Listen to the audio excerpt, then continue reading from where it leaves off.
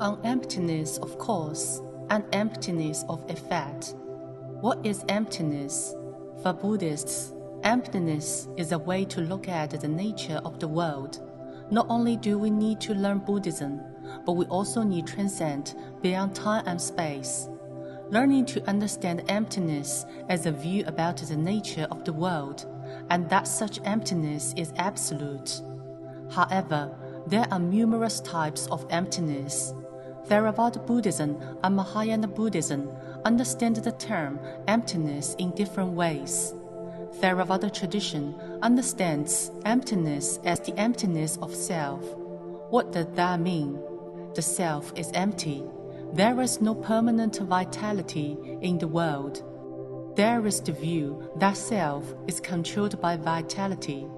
However, in fact, no vitality can ever control the self in this world. This is Theravada tradition's understanding of emptiness. In addition, Theravada tradition talks about the emptiness of effect.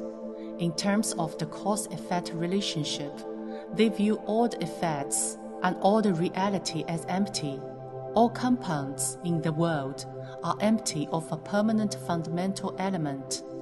Emptiness of effect means that my vitality is actually empty. The element of the vitality that controls me is eternally empty. It does not really exist. For example, water, a compound, is made up of molecules. But when water evaporates, does the water exist? Another example, a person's thought can last for 1 or 2 seconds, but it can vanish within the same lapse of time. Nothing is left. Why such a good theory not recognized by Mahayana tradition? It is because this theory is still built on the concept of existence. That is, the emptiness it refers to is built on the concept of the existence of emptiness. So, when you ground your argument of emptiness on the existence of emptiness, clearly there is still existence. It is not empty. In contrast, Mahayana tradition talks about the emptiness of cause. Even the cause, in the context of the cause-effect relationship, is empty, let alone the effect. The cause is non-existent. For example, someone made a negative comment about you. You should just ignore it. Without the cause, you will not feel angry nor sad, and there will be no effects. However, from Theravada tradition's perspective, the effect will take place in your mind. When you hear the negative comment, you then eliminate the cause. But for emptiness of cause, the cause does not exist at all. As such, no effect should take place in the mind. That is what Mahayana Buddhism advocates. Mahayana tradition maintains that even the fundamental elements that form all matters are also empty. As the Chinese school of Buddhism says, originally, there is not a single thing. Where can dust alight? Mahayana tradition also talks about the emptiness of dharmas. This means that everything that we see with our eyes is completely empty and non-existent. As everything in the world is empty, we should not allow yourself to develop attachments, anger, or delusion. Mahayana Buddhism explains that the origin of the world is empty.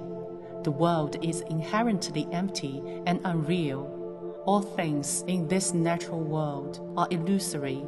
What is real then? For example, a couple may be loving each other deeply and affectionately today, but hate each other like enemies few days later.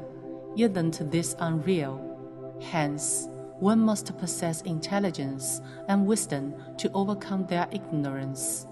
When you start to feel that all phenomena in this world are fictitious, this sense of unreal and illusion, in a sense, demonstrates the concept of nominal existence. All that you own at this present moment are temporary. They are not real, and their existence is merely nominal.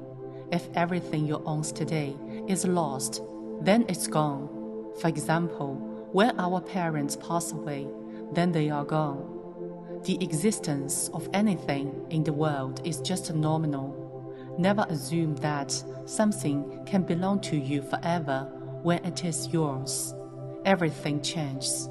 We must adopt this dynamic perspective and objective mentality to look at things.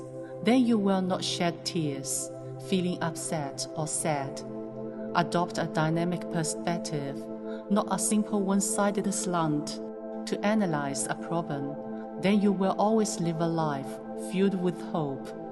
When one lives amidst hope, they will feel the world is wonderful and has limitless potential.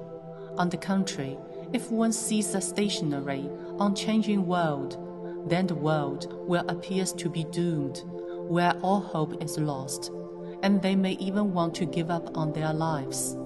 Remember, self-harm is never an option for a wise person, for it is an ideation of the unwise and a disconcerted mind. You must use your potential for awakening to experience life. Cultivating the mind is a practice of self-restraint. It is an advance of our spiritual state. However, it is an arduous process. That's why spiritual practice is often associated with asceticism.